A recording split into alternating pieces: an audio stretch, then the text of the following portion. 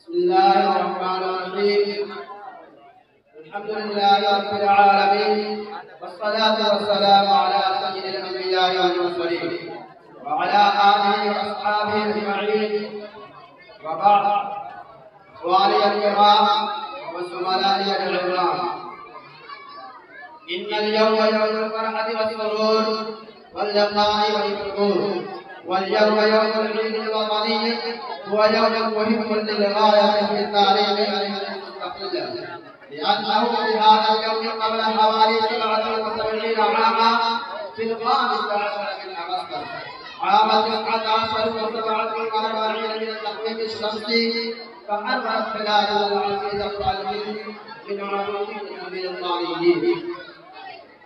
أيها الإخوان الكرام، هذا من العدو الذي قد بلادنا العزيزة الهند كانت طائرة ذهبية في عهد الرسول، وها هنا فرس عديد للتجارة، لكن لما تأثر قلوب الآخرون من الدخول في أمور المملكة فعيشوا وتقاتلوا وتكاسلوا وتخالفوا بينهم، وأيضا شغلوا بالمشاغل الذاتية وبالمصالح الفردية، وأعرضوا عن الواجبات الرعية والفرائض الأساسية، وقد دعوا أساس الحكومة الإسلامية. إخواني الكرام، هذا في جانب، وفي جانب آخر أن الإنجليز كان في قرصة، وإنه منتظر الموقع المناسب وللدخول على البلاد، وهذا كان له فرصة ثمينة، فتصور داخل البلاد رويدا وتوقع في أيوان الحكومة شيئا فشيئا حتى تم له الدخول في طول البلاد وعرضها، وما لبث إلا تحكم وتسيطر على هذه الحكومة الهندية وعزل الملك المسلم، فهذا شارفه ونفاه إلى رسول وقتل أولياءه في يوم الشهيد. الإخوان في الدين، سمعت على هذا إنه تسيطر ظالما جابرا، وتسيطر عاقلا وحاسدا وغاصبا خائنا منتقما للإسلام والمسلمين، فوضع السيف في أراضيها وقتل من قتله وسفكه السفاح وعذبهم عذابا نكالا ونهبهم كربا وغصبهم الرقاء وضربهم ظلما شديدا، فكان المعيشة ضيقا مكة والحياة لا أكثرها. أيها السادات، في هذه الأحوال الضيقة خرج الرجال والجنود والأبطال المسلمون والعلماء الربانيون يتجمل بذكريات وتدبيرات شارعنا لحركة التحرير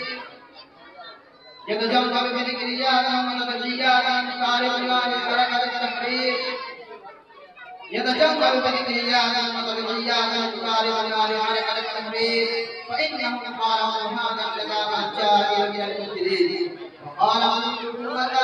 وساروا علينا ثورة عميقة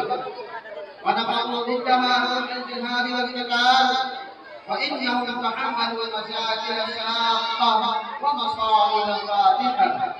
وتحملوا القتل والضرب والحبس والنفس والعذاب والنكال، وهذا طيب السلطان الذي عانق الشهادة، وهذا دار الطائفين وأصحاب الذين عانوا قضاء الشمس باطنين، وهذا الشيخ رحمة الله الكرامي والشيخ عبيد الله السندي والشيخ محمود حسن الدوبندي والشيخ عبد الله الشهيد وبالأخير الشيخ حسين أحمد المدني وبركة الله في باله ومحمد علي جوهر والشيخ أبو كلام آداب وما إلى ذلك من العلماء والأبطال المجاهدين الذين فرقوا تاريخا عظيما وفاخرا مجيدا متحيرا للتنحيات الهائلة والحكمات الجبارة. هؤلاء العلماء والرفقاء الذين قاموا بدورة فعالا عظيما وقاموا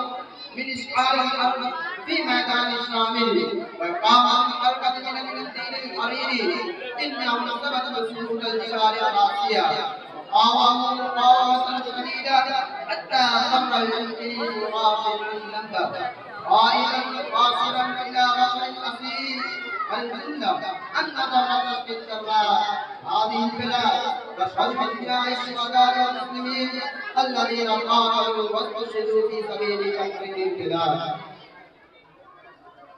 إخواني المسلمين، لكن من الأسف الشديد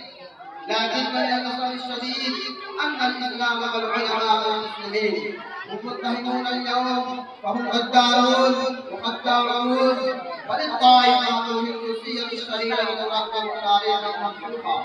حول حركة التحرير وتشيخ وتعرض عمدا للتوصيات التي قام بها المسلمون، وتنكر عن ذكر فعالهم ومآثرهم لكي لا يرجع